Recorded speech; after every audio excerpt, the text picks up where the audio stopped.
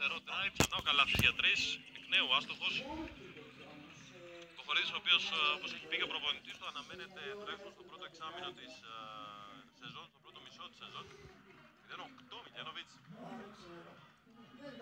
Κλάντον, καθώς διάβασε ο ΠΑΟΚ το μισμάτς, αλλά ήρθε βοήθεια στον Μποχορίδη από τον Μπουρούση. Η σκαστή του Μποχορίδη, οι πρώτοι πόντοι έρχονται με το πιο ασφαλή τρόπο που μπορεί να βρει μια ομάδα, να λέει, από τον Βασίλη Χαραλαμπόπουλο για το 2-8. Γρήγορη επίθεση.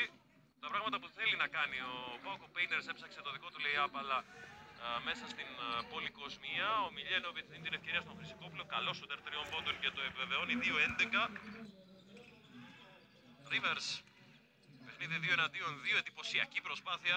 Δεν ξέρω αν χρειαζόταν Σόνι και το follow του Φώτσι, αλλά το σιγούρεψε. Πάει να γίνει το λάθος, έγινε, ο Γκής στο ανοιχτό γήπεδο, την κάρφωσε. Έχασε ο Σίγκλτον, του πήρε ο Μπράιαντ. Σταμάτησε την τρίπλα και έκανε μια περιστροφή γύρω από τον άξονά του. Ο Τσόχλας επιλέγει χαμηλά τον Κλάντον που θα παίξει με τον Σίγκλτον. Αδύνατη πλευρά ο Painters, οπλισμένος για 3, καλή επίθεση. Ο Κλάντον είναι εκεί και θα τα βάλει με όλο τον κόσμο. Επιθετικό rebound και καλάθι. Πολύ ωραία, πολύ φιλότιμη προσπάθεια.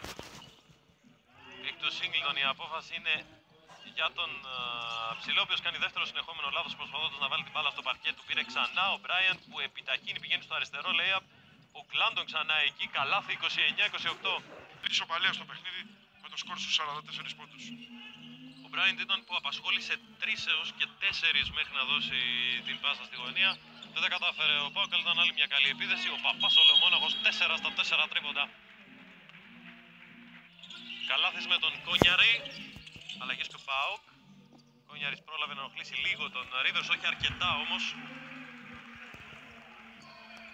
Μπράιαντ, Μιλιάνοβιτς με τον Φώτσι, καλός στην άμυνα, κάνει το κλέψιμο που ολοκλήρωσε ο Παπάς, καλάθι και φάουλ.